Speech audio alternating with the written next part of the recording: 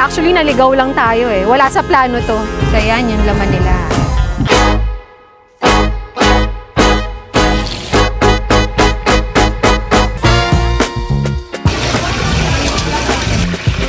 Yan, tama. Nagfi-fishing yung mga tao dito.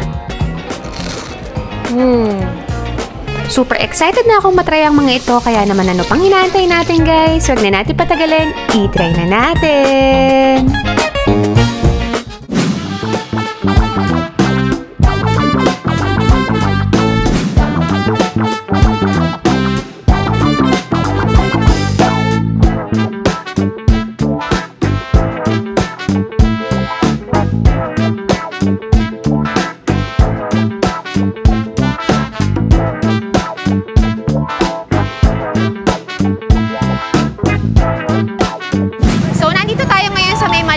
Para i-try yung mga pinagmamalaki nilang pagkain dito. So, nandito tayo ngayon sa may Concepcion Market. Sa likod natin yung Concepcion Church nila. Papasukin natin ngayon yung palengke nila. Tara, samahan niyo ako.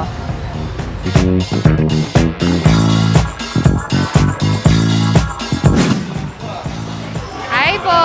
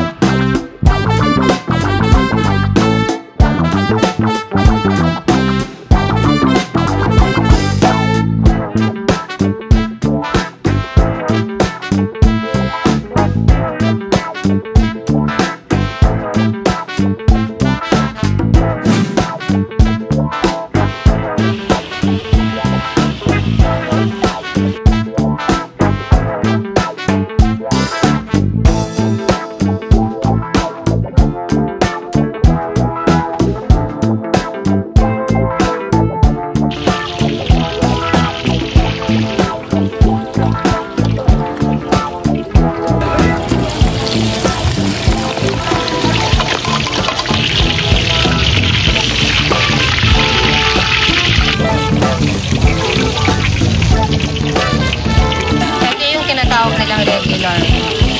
Magkano po yung regular na? 50 po. 50, wow. Hello po! Welcome po sa ating store, ang Tony's Okoy. Kami dito overload 90, regular 50 up. Tapos meron na din po kami special 75. Open po kami hanggang 8 AM hanggang 7 PM po ng gabi. Located po kami sa Concepcion Public Market. Pagpasok niyo po ng palengke, buhat po kami. Kami po yung una niyong makikita. So, ang Tony's Okoy po, nag-start po kami since 2006. Lumang palengke pa po to. Hindi pa po to renovated. Doon po kami sa pinakabungad. May kasama po kaming palamigan, mga kwek-kwek, itlog. Kami po yung nasa bungad. Lalaki pa po dati yung nagbebenta nito. Hanggang sa nagtuloy-tuloy na, nalipat na po itong palengke, na-renovate na po. Dito na po kami nalipat sa taas. Which is ito na nga po, pagpasok niyo ng palengke, kami po yung pinakabungad, kami po yung makikita niyo.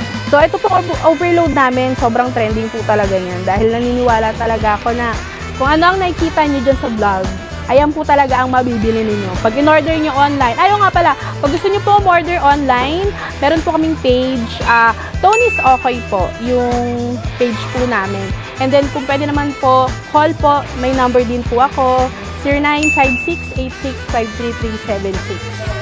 So, ang titikman naman natin ngayon yung Tony's Okoy na may overload. 90 pesos lang guys. Tignan nyo naman kung gaano kadaming hipon yung nilalagay nila. So, bukod sa may toge ka na, kalabasa, ang daming hipon.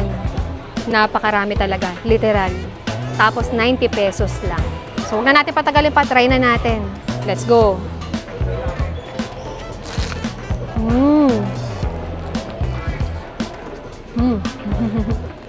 Grabe sa lutong.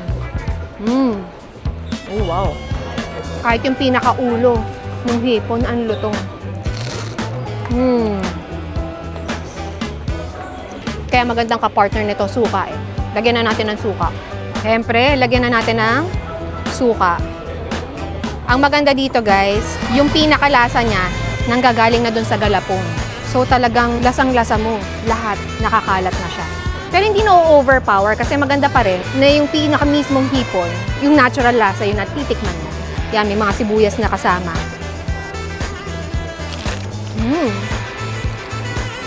Oh wow. Lalo pang nag-level up nung may suka.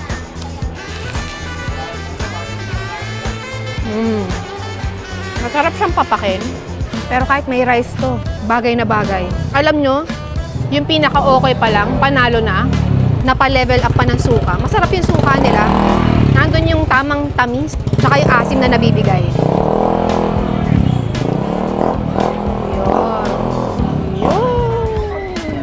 Sarap na suka.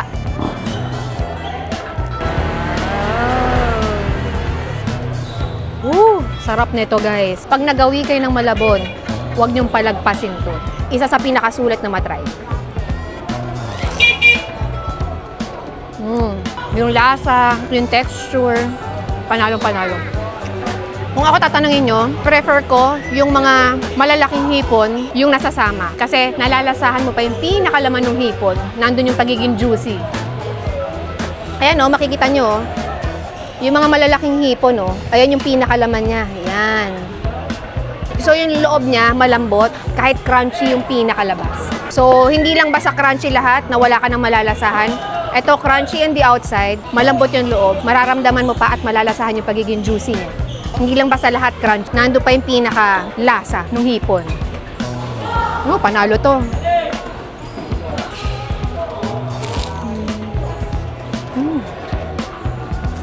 Sarap.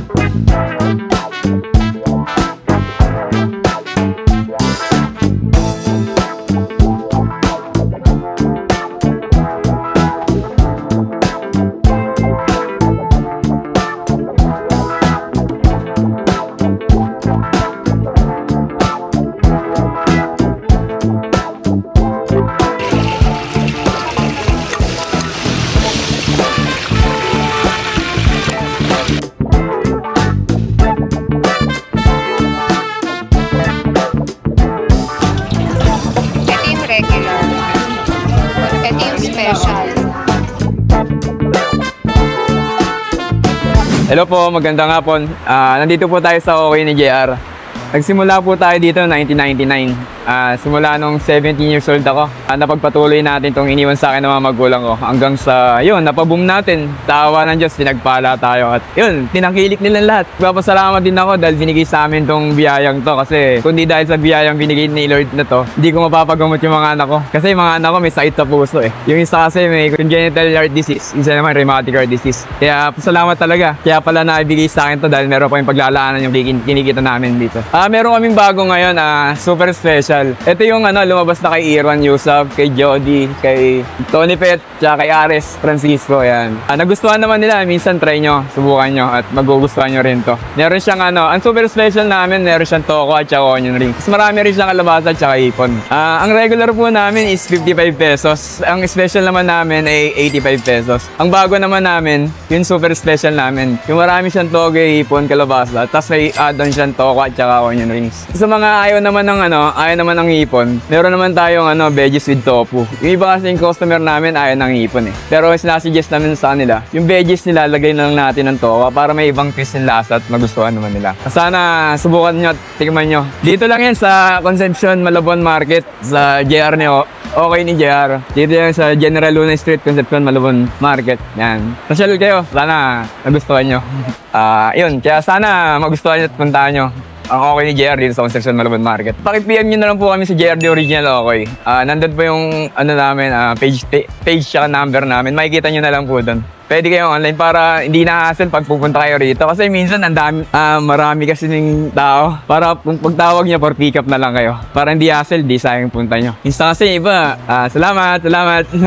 Pag sinabi mong Malabon, kailangan hindi mo palagpasin yung okoy dito kasi pag sinabing okoy, tatak malabong mo. Tingnan nyo naman yung okoy nila. So yung okoy na itatry natin ngayon, yung okoy ni JR. So itong itatry natin sa kanila, yung super special na may kasamang tokwa, toge, onion rings, and of course, hipon. For only 100 pesos, ganito nakalaki yung okoy natin. So try na natin. So mamaya na natin itatry with suka. Ito muna. Let's go.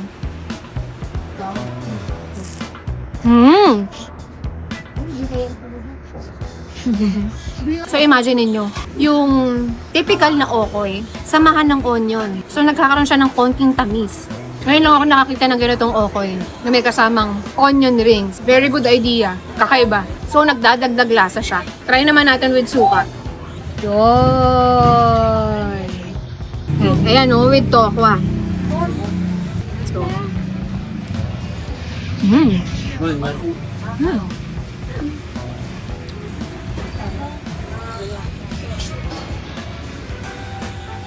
Ang galing malaking bagay na meron siyang sibuyas kasi yun yung nagiging dahilan kung bakit kakaiba siya sa ibang okoy. Kasi same lang din naman ng lasa sa iba. May hipon, may toge, diba? May kalabasa. Same. Ito yung magiging trademark niya.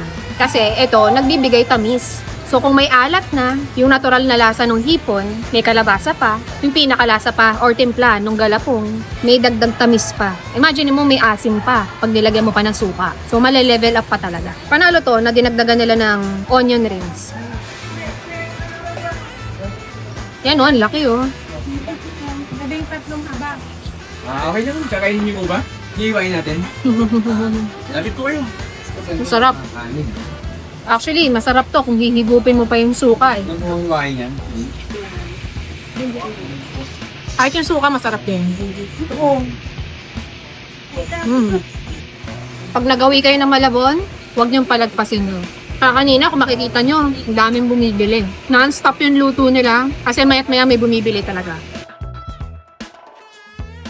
So for me, sa dalawang na-try kong okoy dito sa Concepcion Market, ang masasabi ko is magkaiba sila ng atake. Depende sa prefer mong lasa. Dahil yung isa, may kasamang onion ring, so nagdadagdag tamis siya. So dito naman sa isang tinry ko na Tony's Okoy, siya naman overloaded talaga sa hipon. So kung mas mahilig ka sa hipon, gusto mo ng lasang seafood, dahil makikita nyo dun sa mga tinikman ko kanina, kita nyo talaga yung pinaka-meat ng hipon.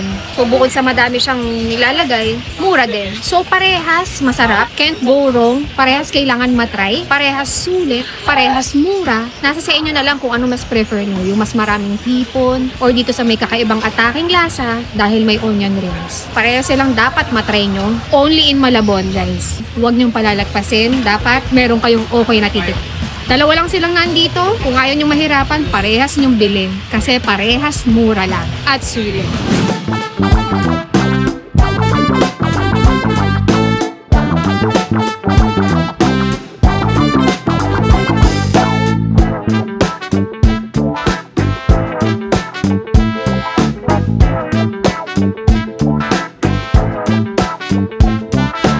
Ang cool netong nahanap nating pwedeng kainan sa Malabon.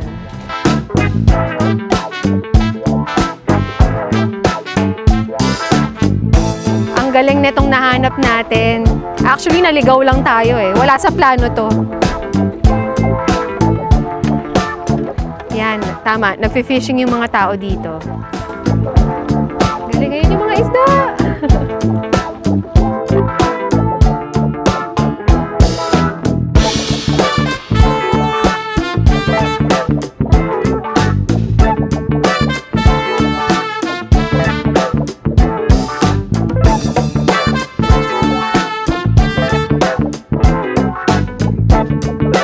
So guys, nakakatuwa tong napuntahan natin. Wala sa plano, pero mukhang solid din ng pagkain. Ang magdadala niyan, yung pinaka-view. Tingnan nyo naman sa likod ko. Huwag na natin patagalin pa. Kasi ang layo ng binyahin natin, paikot-ikot tayo. Kakahanap ng mapo-food trip sa Malabon. So unahin natin yung sinanglaw or mas kilalang papaitan. So may kasama ng rice to, tapos yung rice unlimited, 120 peso. So yan, yung laman nila. Tikman na natin.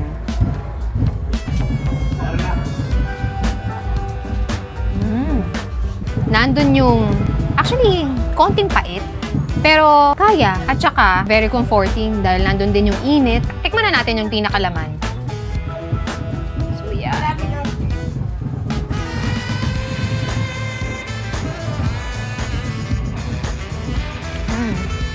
Alat ng konti, pero saktong alat. Tapos na tayo sa sinanglaw. Very comforting. Hindi ko masasabing authentic kasi, syempre, para masabi mong authentic, dapat Ilocano. So, move on na tayo dito sa pares with rice. So, yan yung pares nila, oh. Dami rin naman. Ito, nakakita ako taba. Yan ang unahin natin, taba. Samahan natin ng garlic.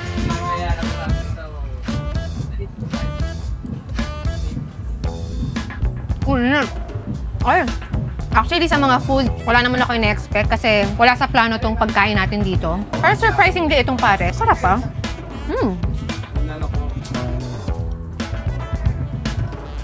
Manamis-namis yung pares nila. Surprisingly, masarap, ah.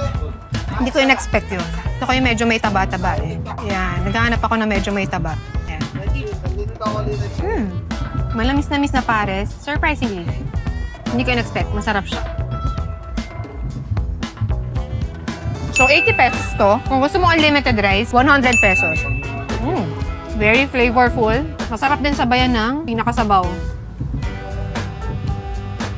Kuha tayo ng pinaka-sauce ng pares. Ooh, daming garlic. Yan.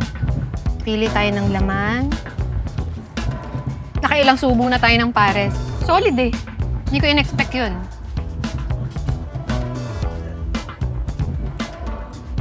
Ito naman yung pares mami nila. 60 pesos lang to, guys. Yan. Para sa 60 pesos, dami rin naman na pinaka-pares laman ang nilalagay nila. Pero tingnan natin yung pinakasabaw. Okay. Yan.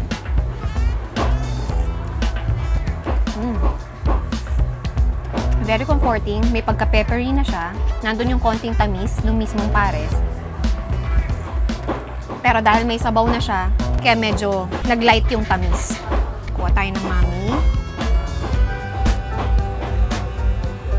Very comforting, bebe.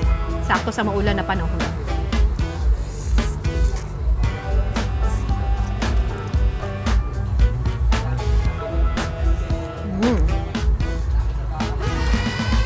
Para sa 60 pesos, good na to. Andun yung lasa, andun yung tamis, konting alat. Saktong-sakto naman dun yung pagka-peppery niya. Okay? Ito yung masarap higupin, lalo na pagka umuulan. Wow. Go to overload naman tayo. Lagay na tayong kalamansi.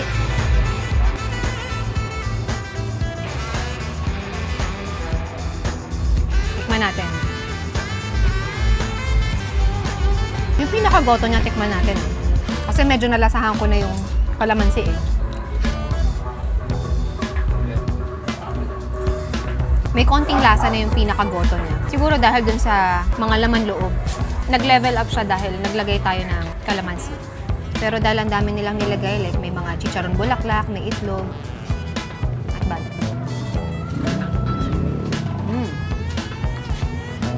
Yun, nagbibigay na ng texture kasi crunchy yung chicharon bulaklak. So, nasa sinigang na baboy na tayo. Ito yung sinigang na baboy nila. So, yan. Ang hinahalo nila ditong baboy, lechon kawali. Kaya malutong-lutong.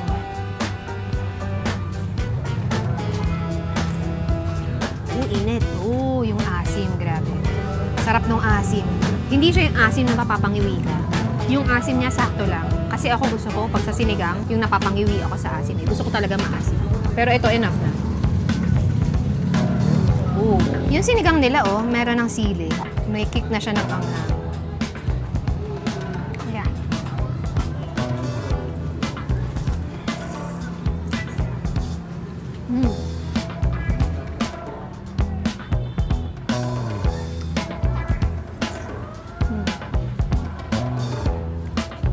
Isang solid na subo sa sinigang.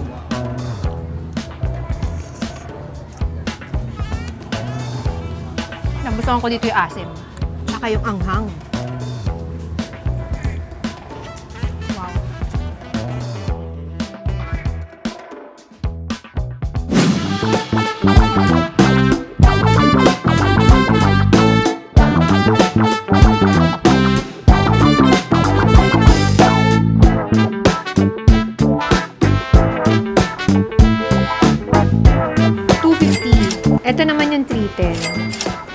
375. 465. Yung 555, ayan.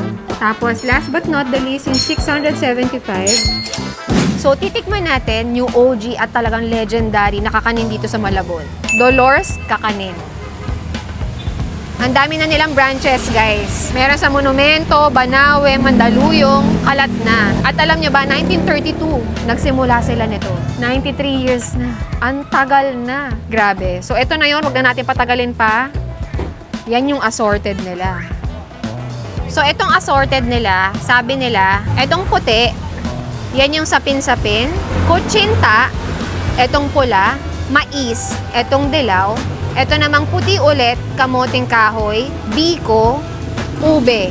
Yan, exciting. Perfect na panghuli natin kasi dessert time. Ang dami natin kinain kanina na puro mga savory. Sweet naman tayo ngayon. So, yan. Yung sapin-sapin, tatlong kulay din. May dilaw, may purple. So, tikman na muna natin.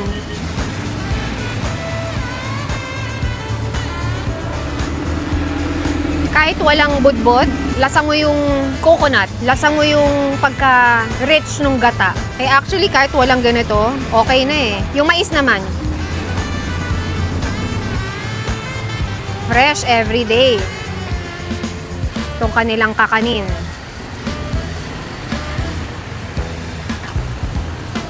Lasa mo yung mais, wala kang anong texture na mais. Pero nandun yung lasa ng mais. Ube. Ang ube.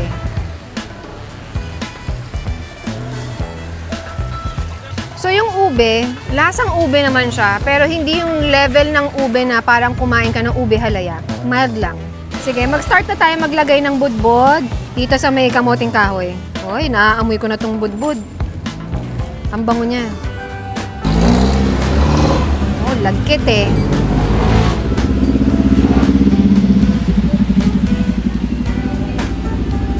Mahilig kasi ako sa kamoting kahoy eh. Ang gusto ko kasi dito, hindi siya masyado matamis. Nagdagdag pa ng texture yung budbod. Itong biko naman. Yan. Ang maganda sa, alam nyo, overall dito sa mga kakanin nila, overall, napansin ko, hindi ganun katamis. Sakto lang yung kapal niya. Yan, manipis. So, hindi ka naman mauumay. Kahit parang kala mo, ang laki eh, no? Yun, ito, doon pinakabagay yung pinakabudbod. Sabi ko. Tingin ko sa kutsinta, hindi bagay yung budbod eh. Pero try na rin natin. Tsaka natin lagyan ng budbod. Added texture din kasi. Tsaka okay siya na toasted. Ang kutsinta, hindi ko malaman yung pinagkaiba nila ng sapin-sapin. Pagdating sa taste hindi ko ma-distinguish. Parang para sa akin, same lang din yung lasa nila. Pero overall, etong legendary, no wonder kaya hanggang ngayon, buhay na buhay pa rin tong kakanin nila. Dahil kasi syempre, lalo na pampasalubong, perfect to pamigay. Lalo na pag may handaan kayo, okay din siyang dessert. Tsaka napakamura lang ha. Kano to 375 ganito kalaki, meron pa silang mas malaki. Kung nagtitipid naman kayo, meron silang 250, mas maliit dito. So syempre, kung ako tatanungin nyo, pinaka nagustuhan ko, kamuting kahoy pa rin. Talagang yan yung pinaka top 1 ko. So yun lang guys, dito na nagtatapos ang Malabon food trip natin. Inabot na tayo ng gabi kasi kanina pa tayo hanap kung anong pwede natin ma-food trip dito. Dapat magki-crispy pata tayo at dapat magpapansik Malabon din tayo. Kaya lang, hindi tayo makashoot sa mga pinuntahan nating restaurant. So naghanap tayo ng iba. So yun, nag-end up tayo dun sa may magandang view. Ang ganda ng ambience, naging perfect pa. Tapos ayan, last stop natin, kakanin. Kasi actually, wala tayong plano. Lahat to bahala na pagdating natin ng Malabon. Doon lang kami nag-ikot. So yun lang guys. So sa mga hindi pa nakaka-subscribe, subscribe na kayo. And don't forget to comment din sa mga gusto nyo pang i-recommend na matry namin. Thank you guys for watching. Till my next video. Bye! Dito tayo sa may Concepcion Market. Sa likod natin yung Concepcion. So yun lang guys. Dito na nagtatapos ang ating Malabon. OG na kakanin dito sa Malabon.